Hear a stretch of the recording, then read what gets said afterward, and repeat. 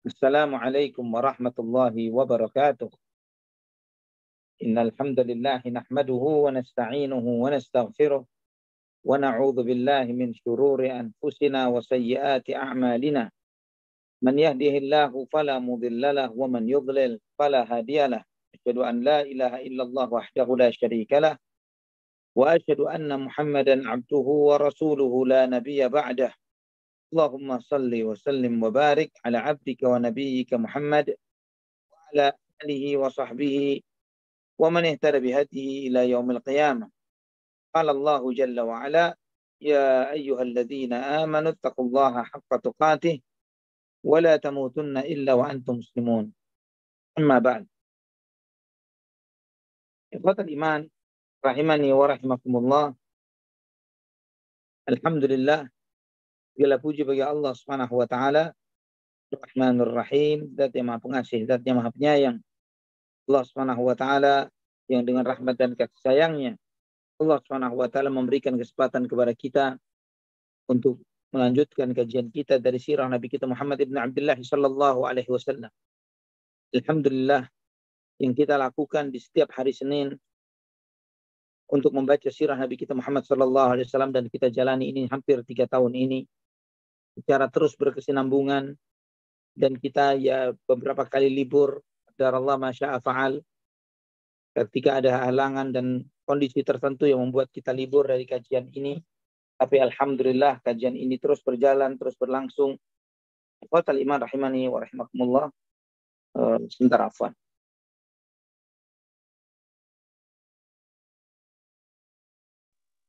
Ikhwatal iman rahimani wa rahimakumullah. Semoga apa yang kita lakukan, kajian-kajian yang kita selenggarakan bersama ini sebagai tanda kecintaan kita kepada Nabi kita Muhammad sallallahu alaihi wasallam. Kita sebagai umat beliau, kita mencintai beliau sallallahu alaihi wasallam melebihi apapun yang ada di muka bumi. Bahkan melebihi cinta kita kepada diri kita sendiri. Karena itulah hakikat cinta. Ketika kita mencintai yang kita cintai, melebihi cinta kita kepada diri kita sendiri. Dan cinta ini, di antara bukti cinta adalah selalu mengenang dan mengingat yang dicintai. Di antara bukti cinta, tidak perlu dikenangkan dan diingatkan. Tidak perlu adanya seremonial, ritual. Bagaimana kita harus mengadakan sebuah seremonial, apalagi sifatnya tahunan, atau sekian periode tertentu, untuk seseorang yang katanya kita cintai dengan sepenuh hati kita. Ketika seseorang itu, Nabi kita Muhammad bin Abdullah sallallahu alaihi wasallam, kita mencintainya dengan sepenuh hati kita melebihi apapun yang ada di muka bumi, maka tidak perlu untuk diingatkan untuk mengingat beliau sallallahu alaihi wasallam.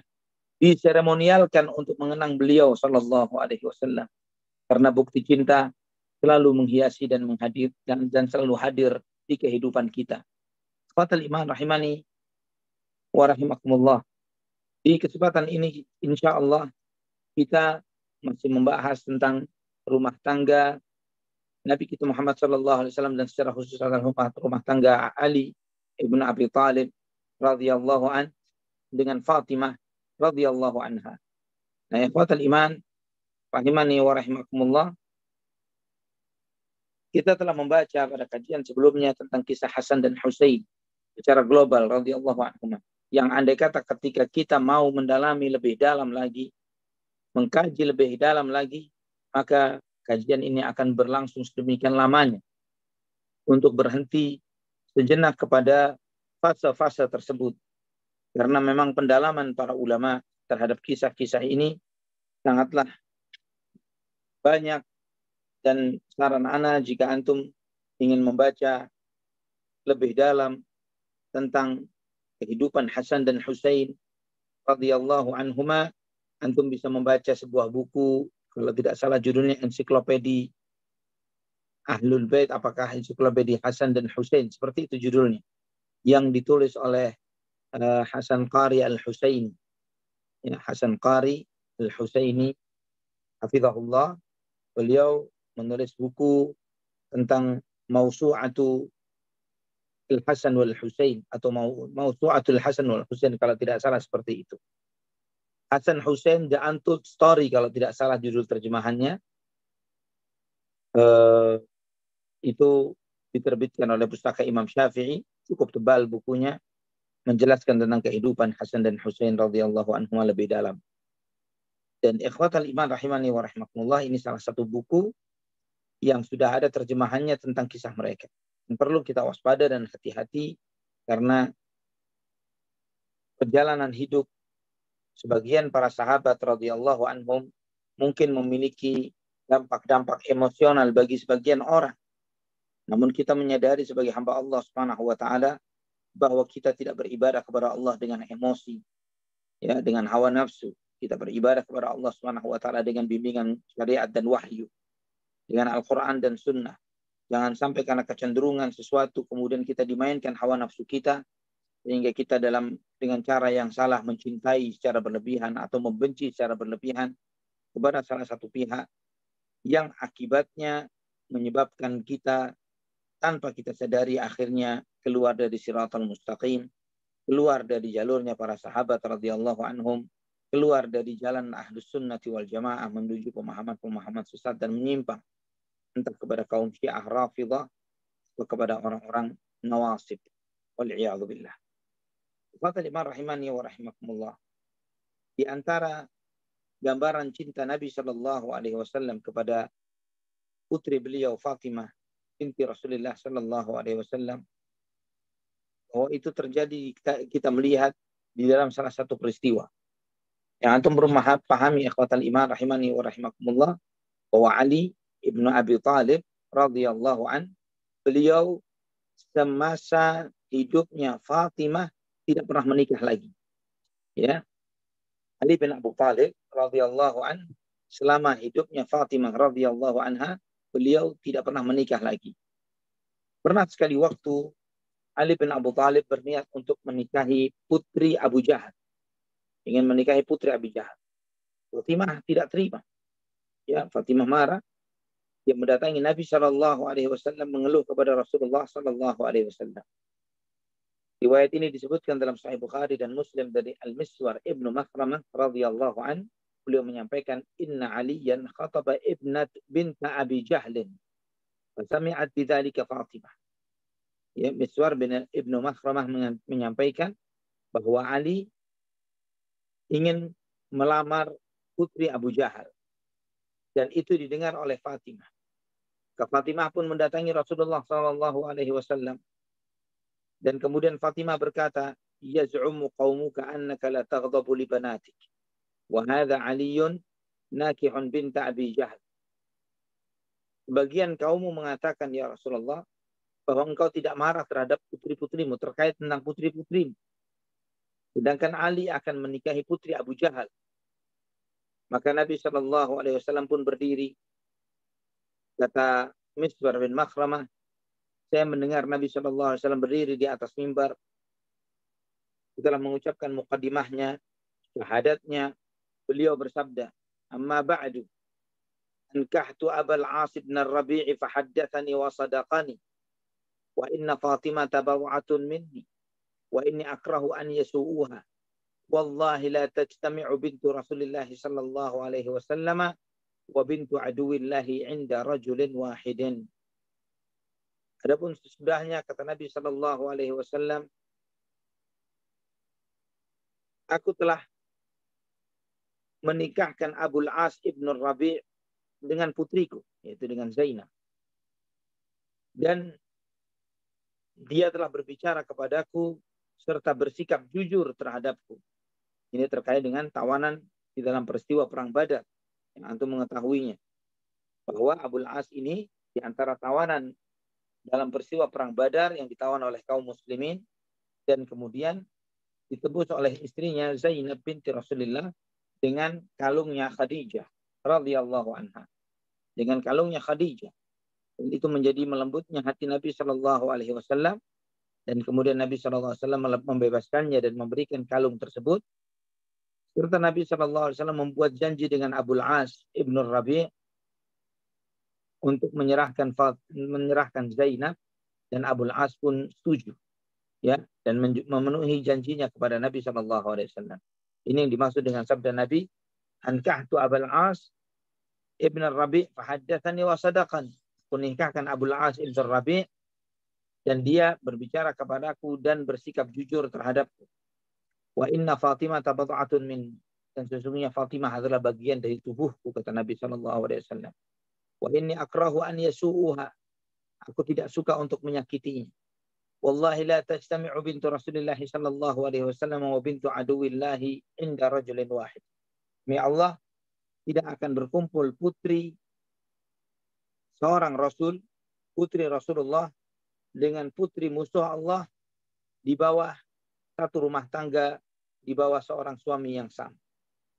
Dalam riwayat yang lainnya disebutkan, inna bani Hashim inna bani Hisham ibn al-Mughirata ista'zanu fiyya an yunkihu ibnatahum Ali ibn Abi Talib fala adhanu thumma la adhanu. Sesungguhnya Bani Hisham ibn al-Mughirah meminta izin kepadaku agar aku menikahkan putri mereka dengan Ali bin Abi Talib. Maka aku tidak izinkan. Aku tidak izinkan. Illa an yurida ibn Abi Talib an yutalliq ibnati wa yankih ibnatahum. Kecuali jika Ali bin Abu Talib ingin menceraikan putriku dan menikahi putranya. Putri mereka. Dan menikahi putri mereka. فإنها هي بضعة مني يريبني ما أرابها ويؤذيني ما آذاها. Karena Fatimah adalah bagian dari tubuhku, maka mengganggunya yang mengganggu.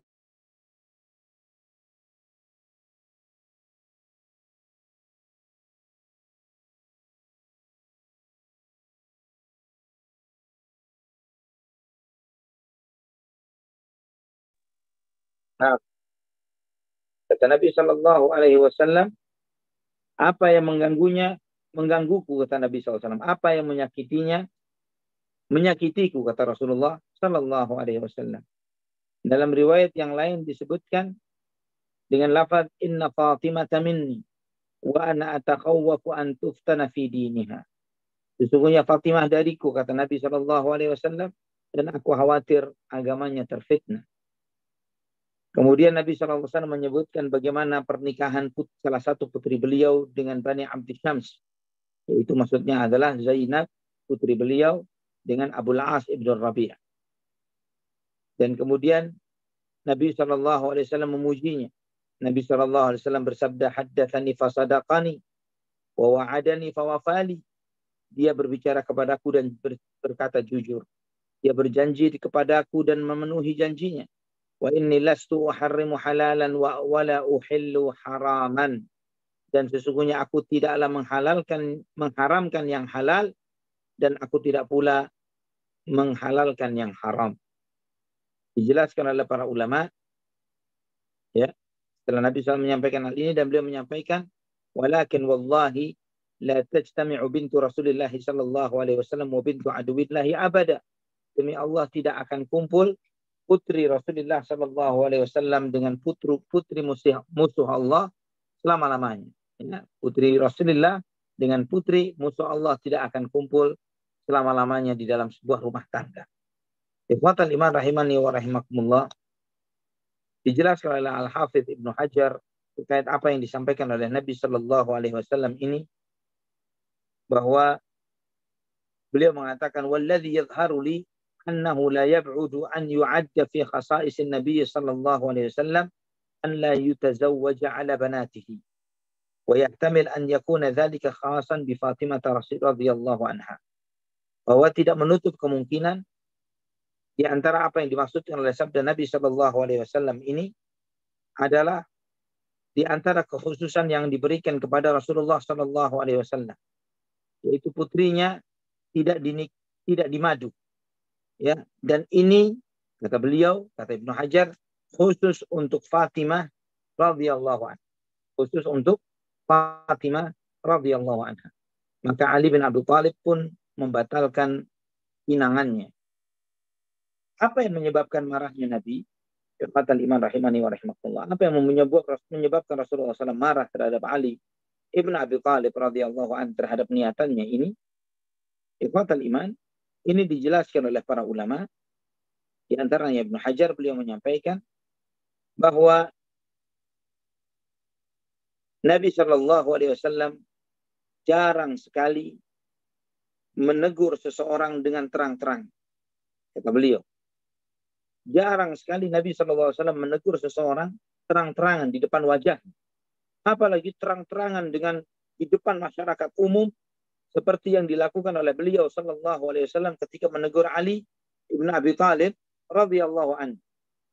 Dan itu adalah untuk menunjukkan betapa besarnya ridhonya beliau Shallallahu Alaihi Wasallam kepada Fatimah.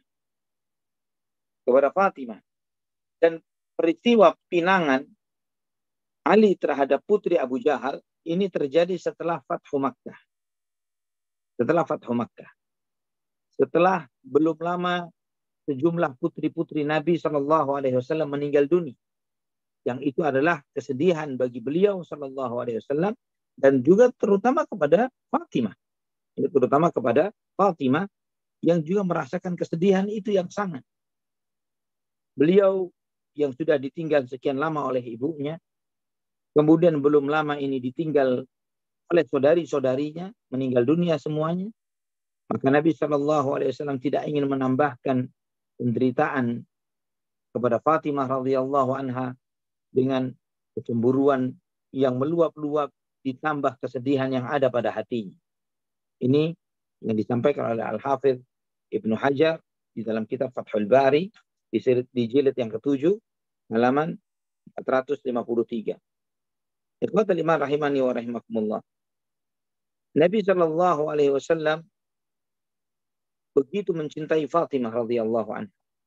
Dan Fatimah radhiyallahu anha adalah putri beliau yang secara tampilannya, sikap dan perilakunya, cara berbicaranya, semuanya mirip dengan Nabi Muhammad Sallallahu Alaihi Wasallam. Dan Nabi Sallallahu Alaihi Wasallam sangat begitu luar biasa menunjukkan cintanya kepada Fatimah. Sehingga ketika Fatimah mendatangi Nabi Sallallahu Alaihi Wasallam, Nabi Sallallahu Alaihi Wasallam berdiri dari tempat duduknya. Nabi Sallallahu Alaihi Wasallam menciumnya, menyambutnya.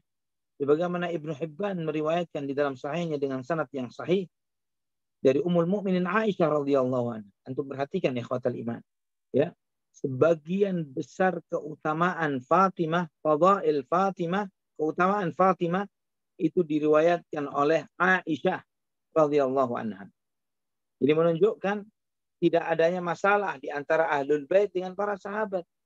Tidak ada kecemburuan yang melampaui batas sampai dalam sikap-sikap makar dan yang lain sebagainya.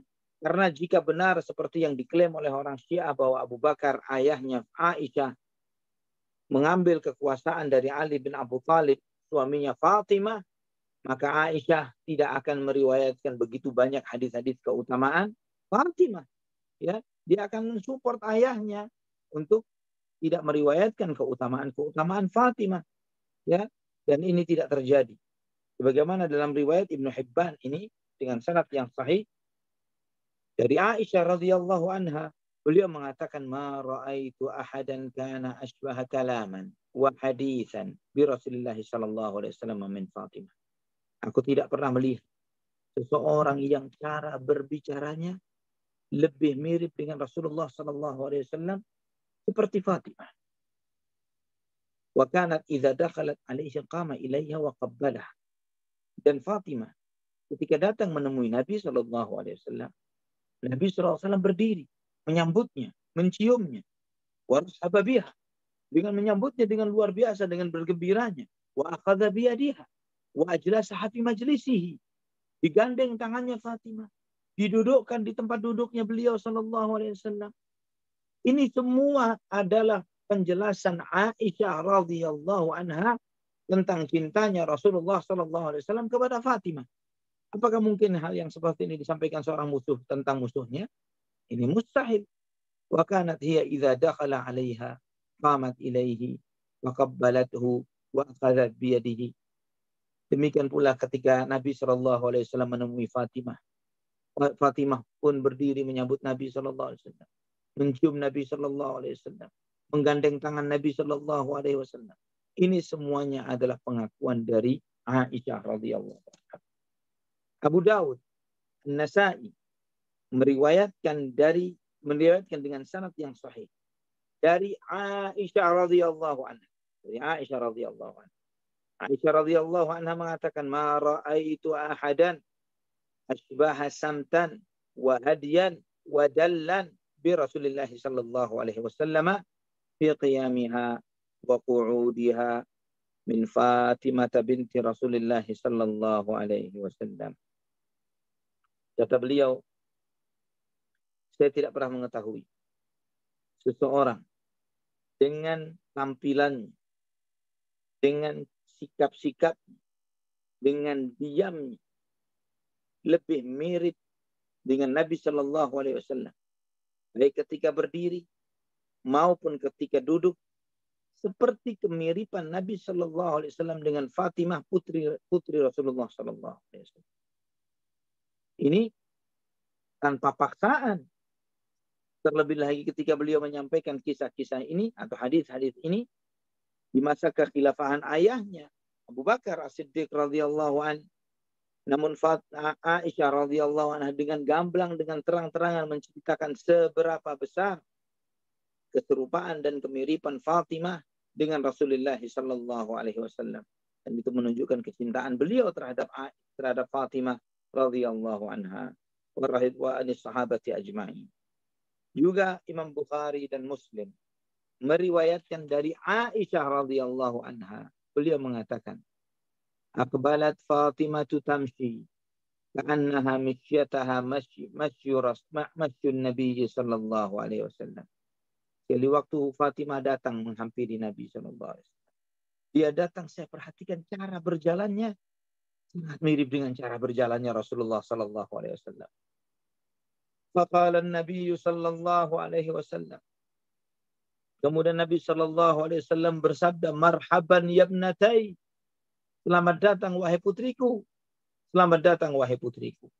Kemudian didudukkan oleh Nabi sallallahu alaihi wasallam di sisi kanan atau di sisi kiri beliau sallallahu alaihi wasallam.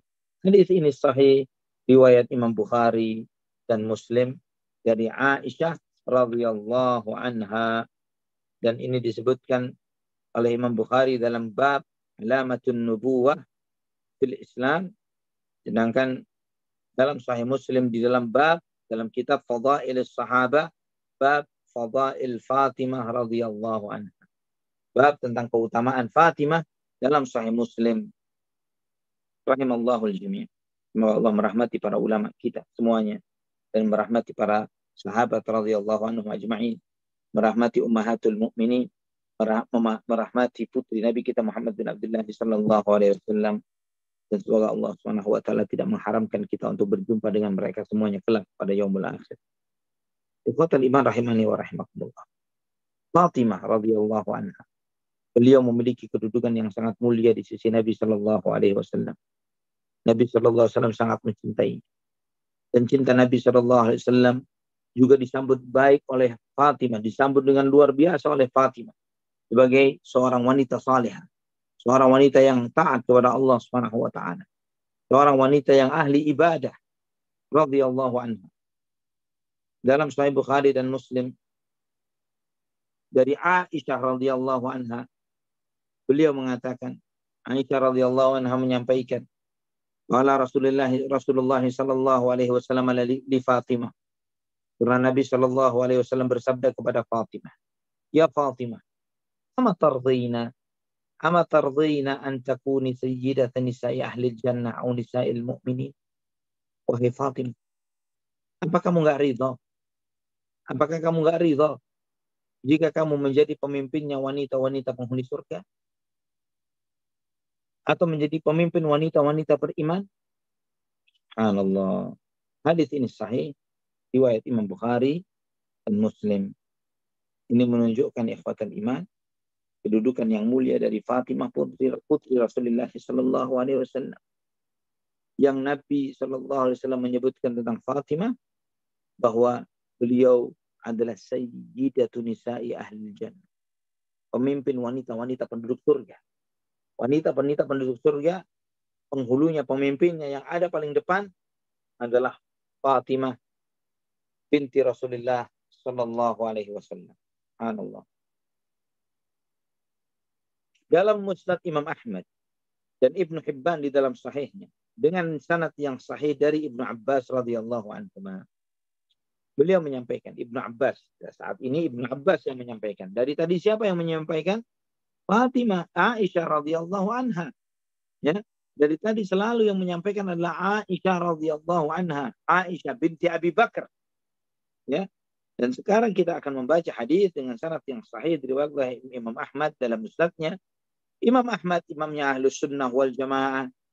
Ya, Ibnu Hibban di dalam sahihnya, Imam Ibnu Hibban, imam di antara imam Ahlus Sunnah wal Jamaah, meriwayatkan dari Abdullah bin Abbas radhiyallahu anhuma, yang jika antum mengkaji buku-buku Syiah Rafidhah terutama, yang mereka ini membenci para Ahlul Bait Nabi sallallahu alaihi wasallam yang lain, membenci istri-istri Nabi, termasuk juga membenci Abbas paman Nabi sallallahu alaihi wasallam dan membenci putranya Abdullah ibnu Abbas radhiyallahu anhum ajma'in.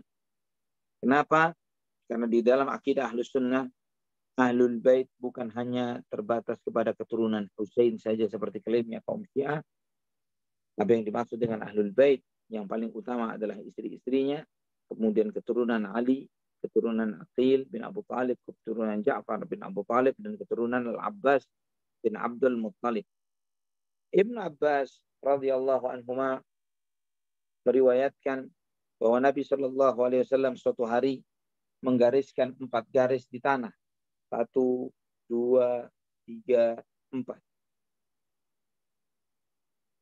Kemudian Nabi Shallallahu alaihi wasallam bersabda, "Atadruna ma hadza?"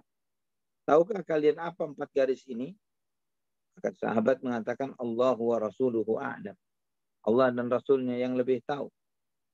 Maka Nabi Shallallahu alaihi wasallam bersabda, "Afdalu nisa'i ahlil jannati Khadijah bintu Khuwailid wa Fatimah bintu Muhammadin wa Maryam bintu Imran wa Asiyah bintu Muzahim imra'atu Fir'aun."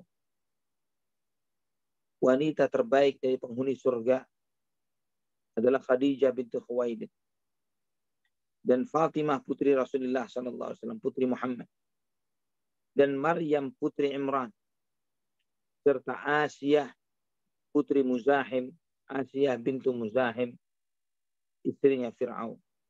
Ya, Maryam putri Imran serta Asiyah putri Muzahim yang merupakan istrinya Fir'aun.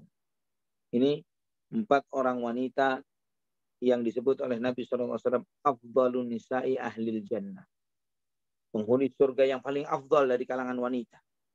Khadijah, Fatimah, Maryam, dan Asiyah bintu Muzahim. Subhanallah. Ini menunjukkan kepada kita, ikhwatan iman, imani wa rahimakumullah, bahwa agama Nabi kita Muhammad SAW bukanlah agama yang dibangun berdasarkan fanatisme kesukuan belaka. Agama yang dibangun atas dasar nasionalisme belaka. Namun lebih dari itu, agama Allah Subhanahu wa taala yang Allah ridhai untuk seluruh hambanya. Maka Nabi SAW menyampaikan wanita-wanita terbaik, di antaranya adalah Maryam putri Imran. Tidak ada hubungan nasab Nabi dengan beliau. Bahkan di dalam banyak kondisi, Bani Israel sangat merendahkan Bani Ismail, menghinakan keturunan Arab. Namun itu tidak menghalangi Nabi SAW untuk berkata yang jujur dan benar, bahwa wanita terbaik dari penghuni surga adalah Khadijah bintu Khuwailid, Fatimah bintu Muhammad, Maryam bintu Imran, dan Asiyah bintu Muzahim, istrinya Fir'aun. Ikhwatal iman rahimani wa rahimakumullah. Di antara dalil yang paling kuat, kata Al-Hafidz Ibnu Hajar, terkait dengan kemuliaan Fatimah melebihi putri-putri Nabi Shallallahu Alaihi Wasallam yang lainnya yang hidup sezaman atau yang sesudahnya. Jadi yang menyebutkan bahwa Fatimah memiliki keutamaan yang besar terhadap wanita-wanita yang lainnya, yaitu berdasarkan sabda Nabi Shallallahu Alaihi Wasallam, Innaha sayyidatu nisa'il alamin illa Maryam alaiha salam. Sesungguhnya Fatimah adalah wanita pemimpin seluruh wanita yang ada di alam semesta kecuali Maryam alaiha salam. Dan ikhwatal iman, ketika Nabi Shallallahu Alaihi Wasallam masih hidup, beliau diuji oleh Allah, di antaranya matinya seluruh putra dan putrinya. Seluruh putra dan seluruh putri Nabi Shallallahu Alaihi Wasallam wafat ketika Nabi Shallallahu Alaihi Wasallam masih hidup. Ya, termasuk putri-putri Nabi semuanya ini. Maka yang merasakan kepedihan dan kesedihannya atas kepergian putri-putri Nabi SAW jelaslah sang ayah, yaitu Nabi Muhammad SAW. Dan sebaliknya bagi Fatimah radhiyallahu anha, Nabi SAW meninggal dunia ketika Fatimah masih hidup. Nabi SAW meninggal dunia ketika Fatimah masih hidup. Yang itu menyebabkan kepedihan dan kesedihan Fatimah lebih besar daripada kepedihan dan kesedihan atas hilangnya atau wafatnya saudari-saudarinya. Dan juga kata Al-Hafidz Ibnu Hajar, aku berpendapat dengan pendapat ini berdasarkan apa yang saya lihat secara korelasi di dalam nas-nas Al-Quran dan hadis. Namun ternyata setelah itu, kata beliau, saya dapati keputusan saya ini terdapat sebuah dalil yang mendukungnya, kata beliau. Beliau meriwayatkan, qala Abu Ja'far At-Tabari fi tafsir Ali Imran min tariq Fatimah bint Al-Husain ibn Ali. Jadi jalur sanadnya ini adalah dari jalur Fatimah putri Husain bin Ali. Husain bin Ali Zainal Abidin.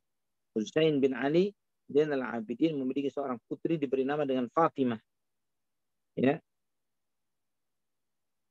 Dan Fatimah ini, Fatimah putrinya Husain bin Ali Zainal Abidin, menceritakan tentang Fatimah neneknya. Ya, Fatimah putri.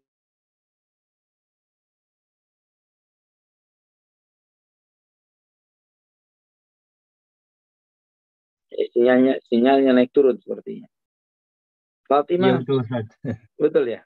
Sepertinya dia aneh nih Kang Zia. Subhanallah. Nah, mirfatal iman. Allah ibarik fikum. Dan mirfatal iman. Fatimah putrinya Ali Zainal Abidin menceritakan tentang Fatimah neneknya. Fatimah binti Rasulullah. Beliau mengatakan, ya, karena cucu ini menceritakan. Dakhala Rasulullah sallallahu alaihi wasallam yauman wa ana 'inda Aisyah fanajani fabakaitu. Thumma najani fadhahiktu. Sa'alatni Aisyah an dzalika faqultu laqad 'alimtu akhbiruki bi sirri Rasulillah sallallahu alaihi wasallam. Utarakan bahwa neneknya Fatimah putri Rasulullah sallallahu alaihi wasallam menceritakan, menyampaikan, suatu hari Nabi sallallahu alaihi wasallam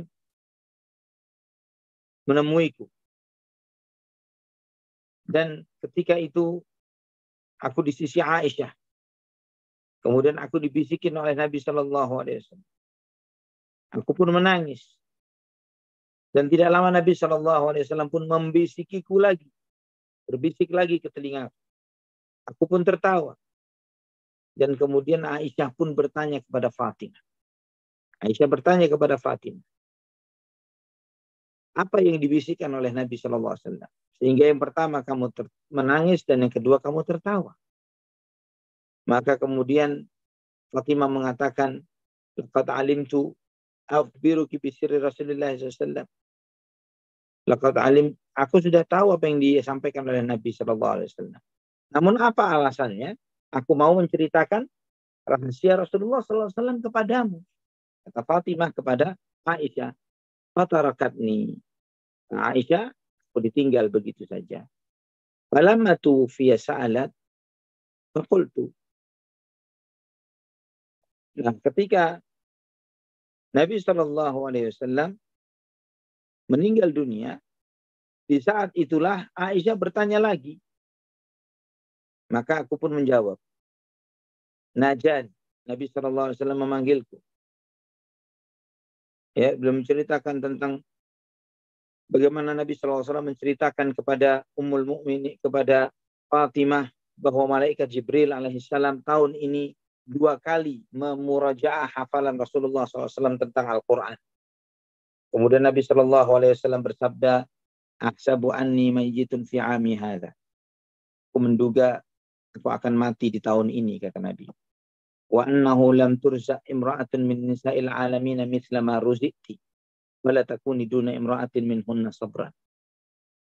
Kata Nabi SAW setelah menyampaikan, aku mungkin meninggal dunia tahun ini dan tidak ada wanita di alam semesta yang menderita seperti menderitamu, wahai Fatimah.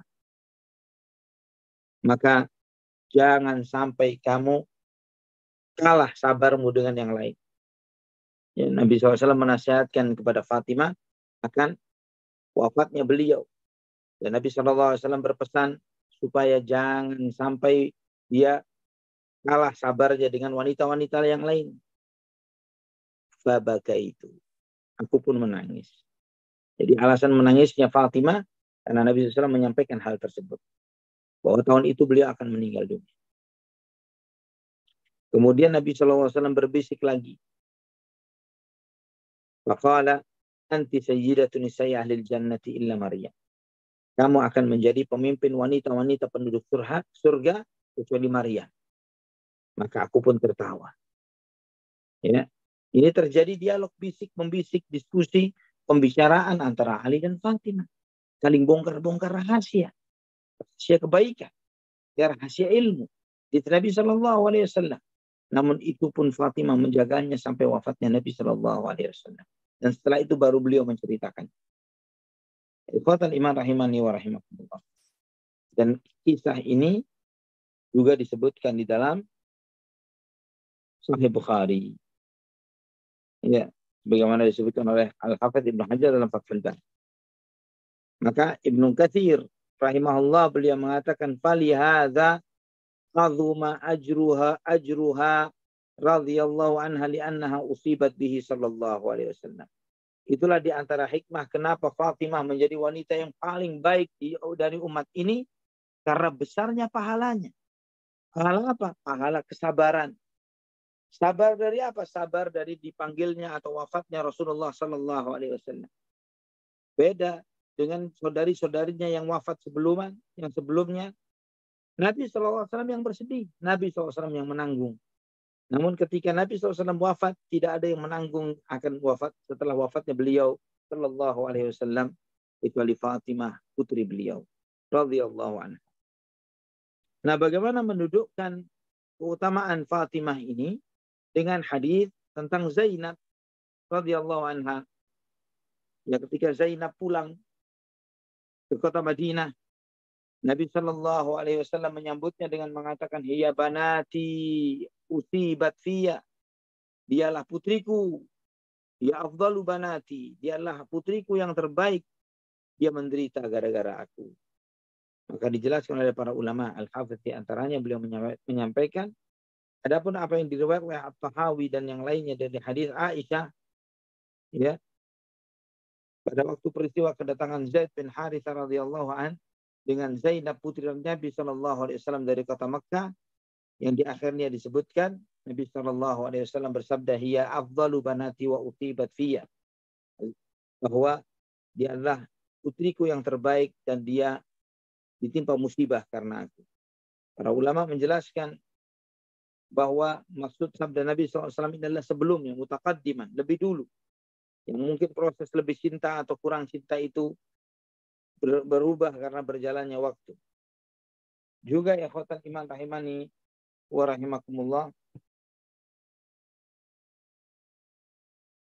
Di antaranya adalah Allah Subhanahu wa taala memuliakan Fatimah dengan kondisi-kondisi sunnah dan sempurna yang tidak pernah dilakukan oleh banyak wanita lainnya dari umat Muhammad sallallahu alaihi wasallam. Wallahu a'lamu bishawab. Ini penjelasan dari Hafidz Ibnu Hajar di dalam Fathul Bari. Adapun wafatnya Fatimah radhiyallahu anha Beliau wafat kurang lebih 6 bulan setelah wafatnya Rasulullah Sallallahu Alaihi Wasallam. Beliau wafat di waktu malam. Usianya saat itu 27 atau 28 tahun. Cukup muda ketika Fatimah radhiyallahu anha meninggal dunia.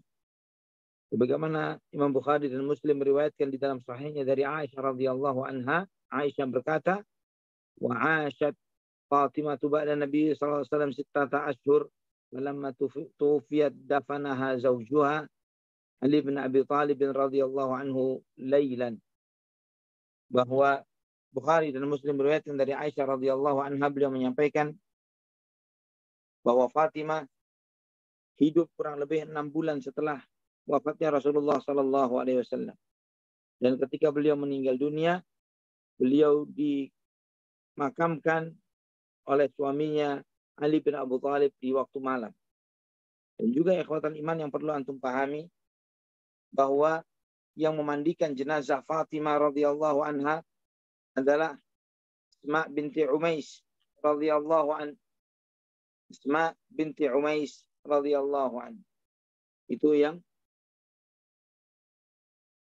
memandikan jenazah Fatimah radhiyallahu an. Siapa Asma? Asma ini adalah istrinya pada saat itu adalah istrinya Abu Bakar As-Siddiq radhiyallahu an. Sedangkan Asma binti Umais sebelum dia menikah dengan Abu Bakar, dia adalah istrinya Ja'far bin Abu Thalib. Dan setelah meninggal dari Ja'far dan Abu Bakar, maka Asma binti Umais dinikah oleh Ali bin Abu Thalib radhiyallahu an. Jadi 3 suaminya adalah ahlul jannah. Ja'far bin Abu Thalib, kemudian Abu Bakar As-Siddiq, kemudian Utsman, kemudian Ali bin Abi Thalib radhiyallahu anhu. Ini tentang yang memandikan jenazah Fatimah setelah 6 bulan wafatnya Rasulullah sallallahu alaihi wasallam. Dan juga perlu ditanyakan, siapa yang mengasuh putra-putrinya atau putra-putranya Fatimah ketika beliau sakit selama 6 bulan ini sampai meninggal dunia? Ternyata yang merawat putra-putri atau putra-putra dari Fatimah radhiyallahu anha adalah Asma binti Umais, istri Abu Bakar As-Siddiq radhiyallahu anhu.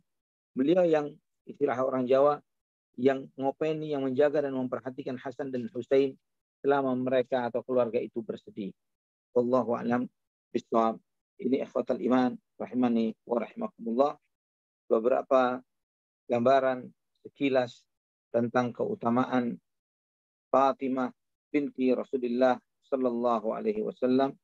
Semoga ini akan menambah wawasan kita, menambah kecintaan kita kepada Rasulullah sallallahu alaihi wasallam dan ahlul baitnya. Wallahu a'lam bishawab. Barakallahu fiikum. Silakan jika ada yang ditanyakan dari materi yang disampaikan.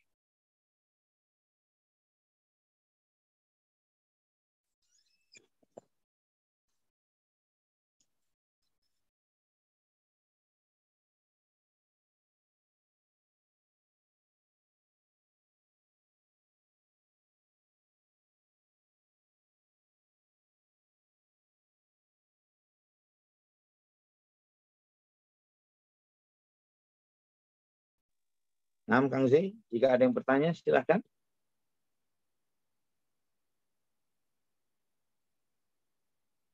Atau mungkin yang lainnya, mungkin sinyal di tempat Kang Zai agak rendah.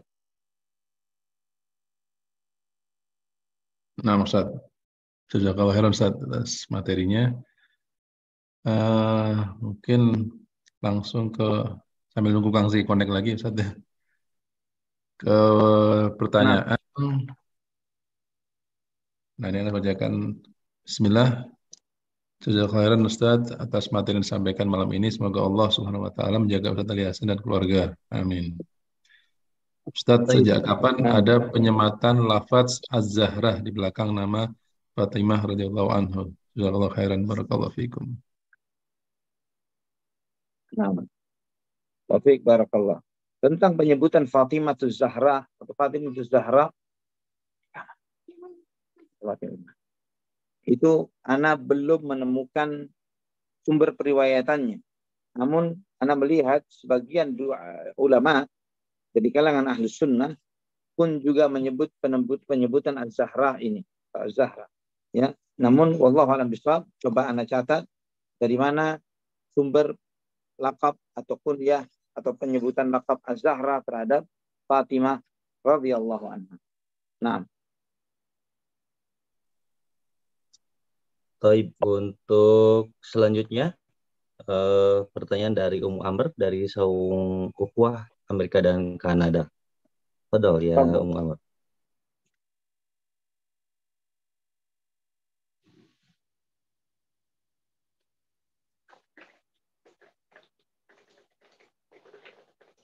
Silahkan Amr.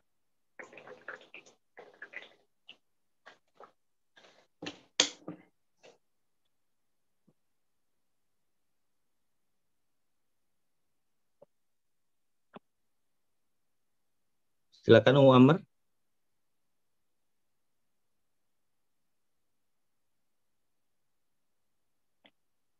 Kendala sinyal juga di sana. Mungkin Ustaz. Nah, Allah barik fikum. Mungkin ada yang lainnya dulu mungkin. Baik, disilakan dari jamaah yang lain.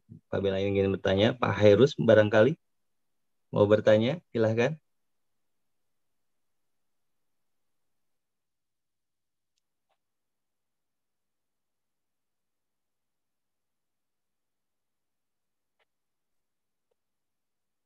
Apa Ustaz, mungkin sambil nunggu Ustaz, Ana mau nanya. Tadi kan yang tentang Fatimah Az-Zahra julukan. Nah, kalau untuk Sayyidina Ali Ustaz, ada karramallahu wajhah. Nah, itu gimana Ustaz? Nah, penyebutan Latar belakang. karramallahu wajhah terhadap Ali ibn Abi Thalib radhiyallahu anhu. Nah, ikhwatal iman, di antara yang dari kecil memang kita terbiasa menyebut Ali karramallahu wajhah.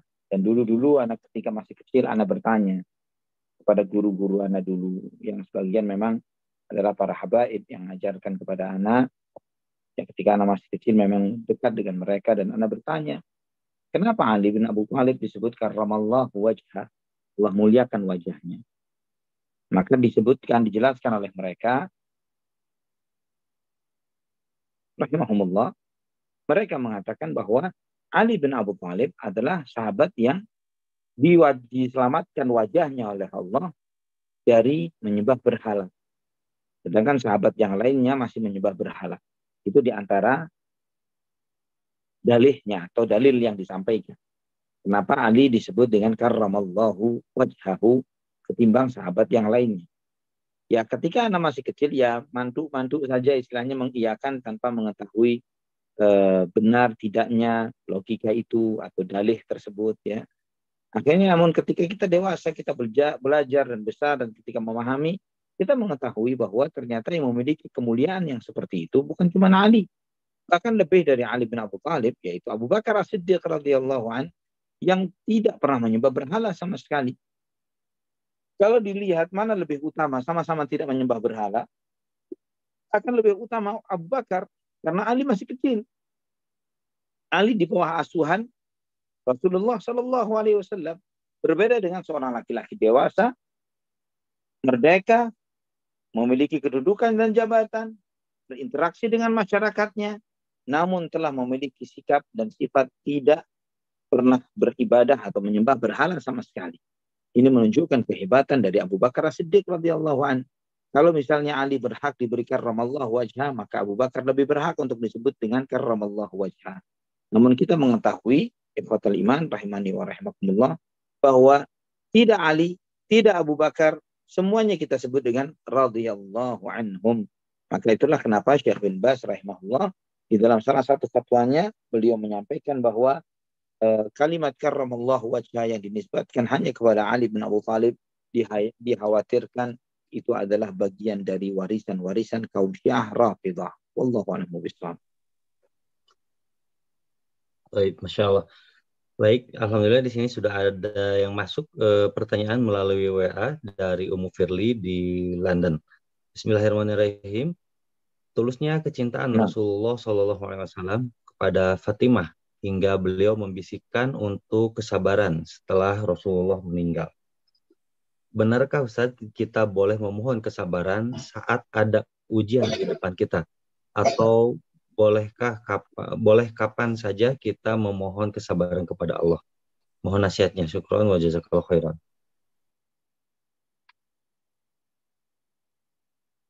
Nah, apakah boleh kita berdoa kepada Allah untuk menjadikan diri kita sebagai sebagai orang yang bersabar? Boleh, dan bukan cuma boleh. Semestinya memang seperti itu. Ya, Allahumma ja'alni sabiran, jadilah aku orang yang bersabar. Ya, jadikan aku orang yang pandai beribadah kepada Allah, orang yang pandai bersyukur kepadamu ya Allah.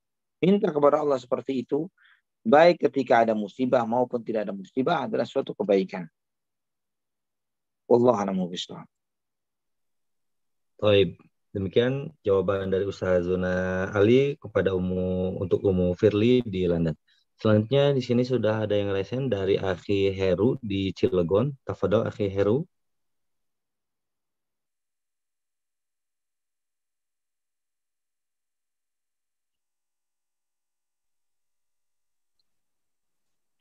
Assalamualaikum Ustaz.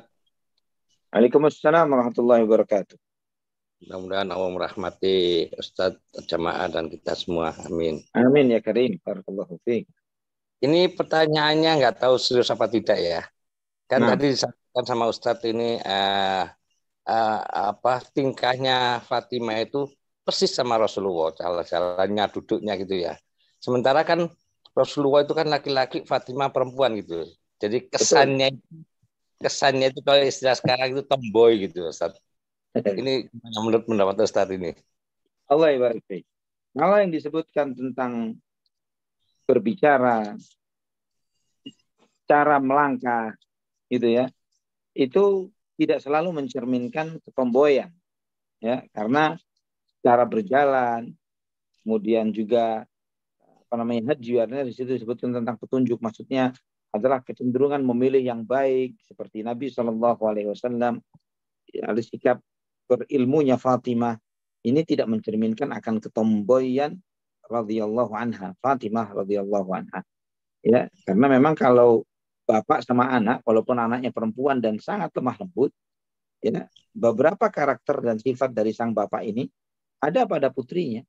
Ya, walaupun ini seorang putri, anaknya seorang putri ini memiliki kecenderungan misalnya senyumannya, misalnya mungkin cara berjalannya, ya, dalam hal-hal itu, dan itu tidak selalu ketika bicara tentang sikap, tentang cara berjalan, ya, tentang berbicara itu identik dengan ketomboyan. Dan terlebih lagi kita mengetahui Nabi kita Muhammad SAW ketika berbicara lemah lembut, bukan berbicara dengan lantang, dengan teriak-teriak dan lain sebagainya. Allahu a'lam bishawab. Baik Ustaz, terima kasih Ustaz. Baik, terima kasih Akhi Heru. Terima kasih Pak Heru. Ya, sama-sama Pak Heru, Pak Yakub. Selanjutnya kami persilakan kepada Ummu Amr dari Saung Ukhuwah di Amerika dan Kanada. Silakan. Ahlan wa sahlan. Ya, jazakumullahu khairan Kang Zai. Assalamualaikum warahmatullahi wabarakatuh Ustadz. Semoga Allah Subhanahu wa taala memberkahi Ustadz dan keluarga dimanapun berada. Ustadz tadi menjelaskan bahwa yang memandikan Fatimah adalah Asma radhiyallahu anha. Ustadz mungkin boleh disarikan sebenarnya ketika itu para sahabat menikahi mantan istri dari sahabat yang lainnya dan yang lainnya, itu bagaimana ya Ustadz? Maksudnya kan itu teman, hari-hari bersama, ketika meninggal terus istrinya dinikahi oleh temannya. Maksudnya pandangannya apakah itu melulu karena syariat?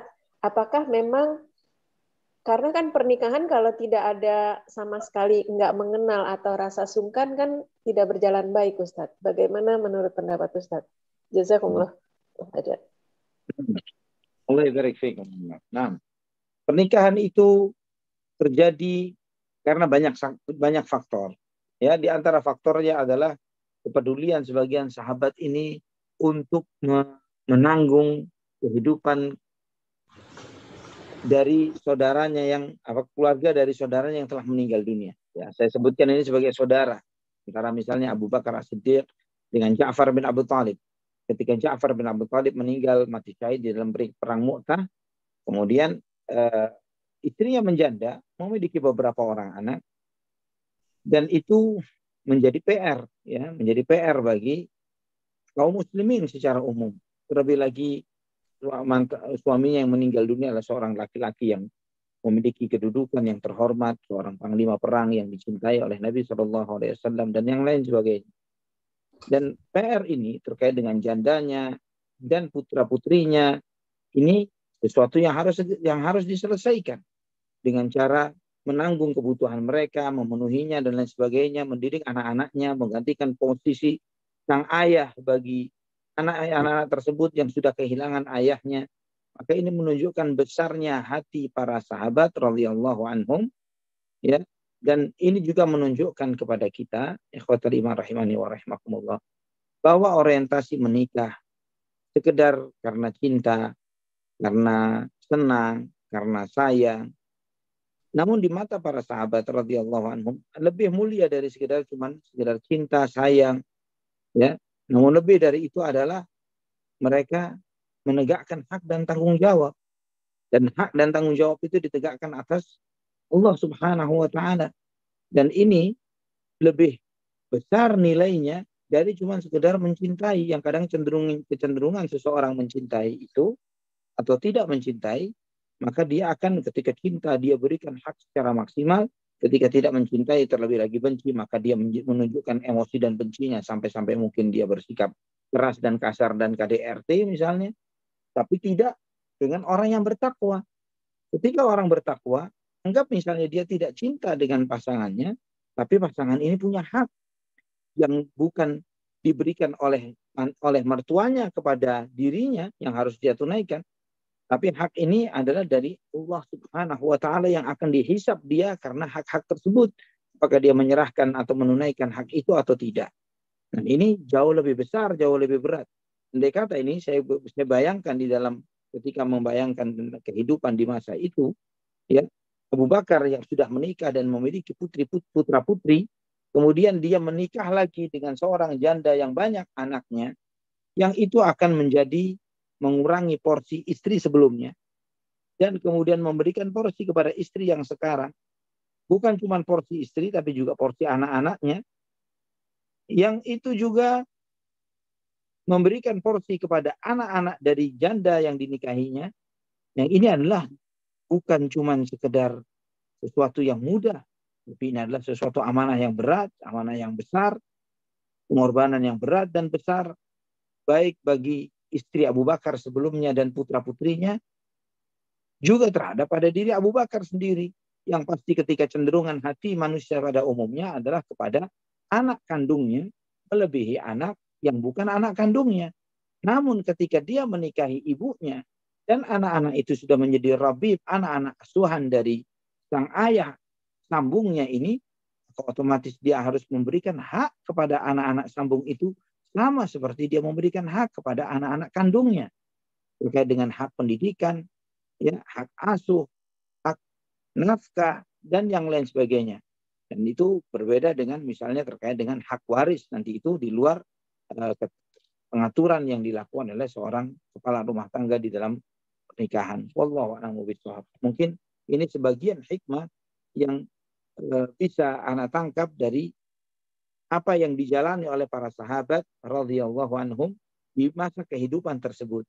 Yang ujung-ujungnya nantinya subhanallah, setelah Abu Bakar meninggal dunia, Asma binti Umais ini pun dinikah oleh Ali bin Abu Thalib radhiyallahu anhu. Padahal Asma binti Abu Bakar punya anak dari Ja'far, suami sebelumnya, suami yang pertama. Punya anak juga dari Abu Bakar, suami yang kedua. Dan kemudian itu semuanya diasuh oleh Ali bin Abu Thalib radhiyallahu anhu wa anis sahabati ajma'in. Wallahu a'lam bishawab.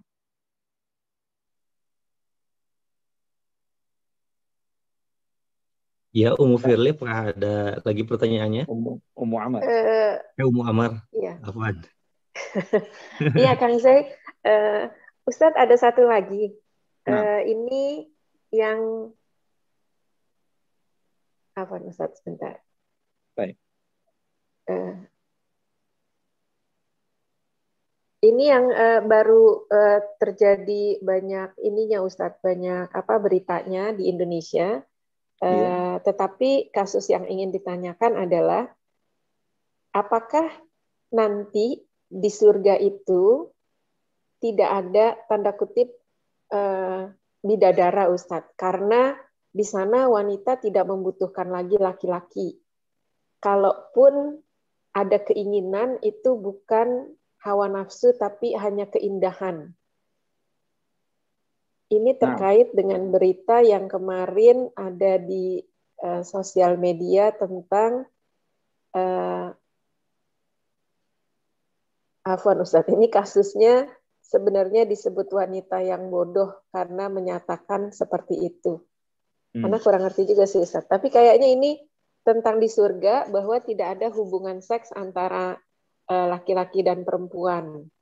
Kalaupun laki-laki disiapkan bidadari, tidak dengan perempuan. Bagaimana penjelasannya ya Ustadz? Jazakumullahu khairan. Nah, ya kalau bidadari, ya hurun ain, qasiratut tarf, dan lain sebagainya dengan banyak sifat, qurban atraba di ashabil yamin. Semua sifat-sifat itu menunjukkan sifat-sifat wanita. Ya, dengan matanya yang jelita, dengan tubuhnya yang semampai, dengan kecantikannya, dengan semua beragam segala sesuatu yang disebutkan sebagai sifat-sifat fisik dan karakter-karakter sifat-sifat fisik, zahir, lahir maupun batinnya adalah wanita. Dan ini menunjukkan memang wanita ini yang Allah Subhanahu wa taala zawwajnahum bihurin in, kami nikahkan mereka dengan wanita-wanita yang bermata jelita, ya, dan itu menunjukkan para bidadari itu adalah wanita, ya. Dan apakah terjadi hubungan suami istri di surga? Jelas sekali juga terjadi hubungan suami istri di surga. Banyak sekali nas-nas riwayat-riwayat yang sahih akan hal itu. Yang Nabi Shallallahu Alaihi Wasallam menyebutkan bahwa laki-laki di surga diberikan kekuatan oleh Allah Subhanahu Wa Taala seperti 100 laki-laki di dunia dalam hal jima dan dalam hal mengkonsumsi makanan. Ya, dan itu disebutkan oleh Rasulullah Shallallahu Alaihi Wasallam dalam banyak riwayat. Namun bagaimana dengan wanita?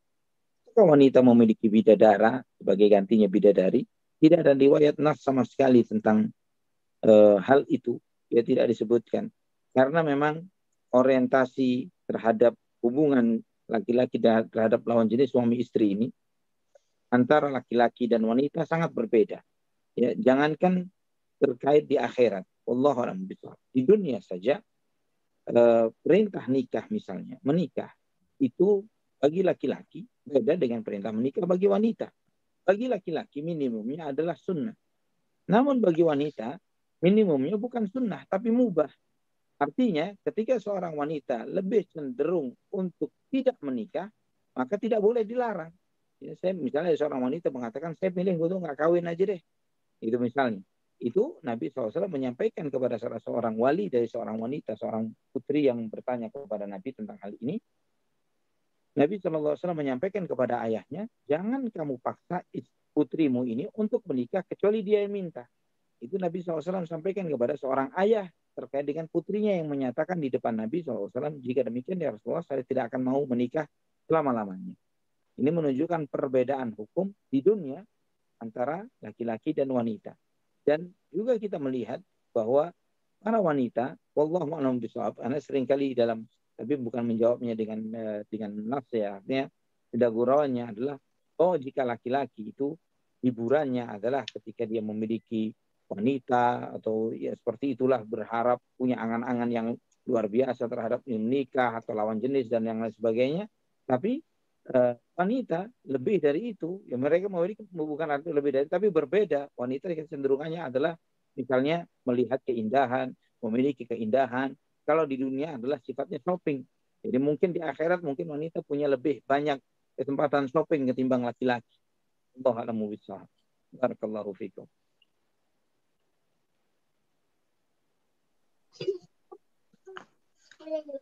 Baik, Amr. Iya, afwan. Ya, jazakumullahu khairan Ustaz. Jazakumullahu Wa khairan jazakumullahu Kang khairan wa Zain. barakallahu fikum. Pak Jazakillah khairan. Barakallahu fiik. Amr. Alhamdulillah, terima kasih dua pertanyaan. Selanjutnya pertanyaan melalui WA di sini. Assalamualaikum warahmatullahi wabarakatuh. Jazakallahu khairan ilmunya ya Ustazi. Semoga Ustazi dan keluarga selalu dalam lindungan Allah Ta'ala. Izin bertanya, terkait suaminya Asma binti Umais ketiganya, yang dalam kurung Abu Ja'far, Abu Bakar, Ali bin Abi Thalib, adalah ahli surga. Jika nanti di surga, maka manakah yang akan tetap menjadi suaminya nanti Ustaz? Apakah benar suami terakhirnya? Begitu Ustaz pertanyaannya. Nah, kan semuanya masuk surga nih, gitu kan ya. Entah Ali Ja'far bin Abu Thalib ahlul jannah, kemudian Abu Bakar As-Siddiq ahlul jannah, Ali bin Abu Thalib ahlul jannah. Nah, tiga-tiganya masuk surga. Nanti Asma binti Umais dengan siapa?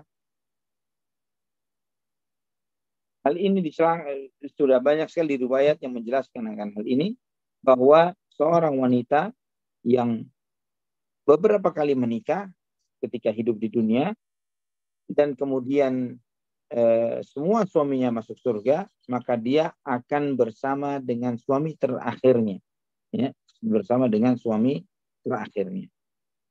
Wallahu a'lam bishawab. Baik, rupanya pertanyaan tadi merupakan pertanyaan pamungkas pada malam hari ini, Ustaz. Mungkin untuk memberikan kesimpulan pada malam hari ini, tafadhol ya Ustaz. Baik. Sebelumnya Kang Z, materi besok insya Allah yang akan datang adalah munculnya kaum munafik di kota Madinah. Ya, munculnya kaum munafik di kota Madinah. Nah, Madinah. Yaitu pembahasan kita yang akan datang, munculnya kaum munafik di kota Madinah. Nah, ikhwatul iman rahimani wa rahimakumullah. Awalnya munafik itu adanya di kota Madinah. Dan riwayat atau ayat-ayat yang antum baca, misalnya seperti Al-Baqarah, kemudian An-Nisa, kemudian At-Taubah, ya, kemudian Al-Munafiqun, semua adalah surat-surat Madaniyah yang turun di kota Madinah di dalam menyingkap tentang sikap dan sifat-sifat orang-orang munafik. Yaitu mereka memang munculnya di kota Madinah karena memang di saat itu Islam memiliki kejayaannya, memiliki kekuasaannya, ya, dan memiliki pengaruhnya, sehingga membuat sebagian orang yang lemah, ya, sedangkan dia ingin mengharapkan jabatan dan posisi, dia cenderung untuk mengambil sikap aman, ya, mengambil sikap aman. Sikap aman yang bagaimana? Sikap amannya adalah dia menampakkan diri sebagai seorang Muslim, namun menyembunyikan kekafiran. Itu di antara sikap aman yang dipilih oleh orang-orang munafik tersebut. Dan Al-Quran memiliki perhatian yang sangat khusus terkait dengan sifat-sifat mereka. Demikian pula sunnah Nabi SAW menyebutkan tentang sifat-sifat karakter-karakter mereka dan bahkan kondisi-kondisi psikologisnya orang-orang munafik. Ini sangat dalam sekali para ulama membahas tentang hal-hal tersebut berdasarkan ayat-ayat Al-Quran dan sabda-sabda Nabi SAW. Semoga di dalam kajian kita yang akan datang, kita akan membahas sedikit tentang hal tersebut. Dan semoga Allah SWT memberikan taufik dan hidayahnya kepada kita semuanya, agar Allah SWT senantiasa menempatkan kita di atas siratal mustaqim, di atas jalannya Rasulullah SAW dan para sahabatnya. Wallahu ta'ala ala wa alam bisawab. Aqulu qawli hadza subhanakallahumma wa bihamdik asyhadu an la ilaha illa anta astaghfiruka wa atubu ilaik. Wassalamualaikum warahmatullahi wabarakatuh. Waalaikumsalam.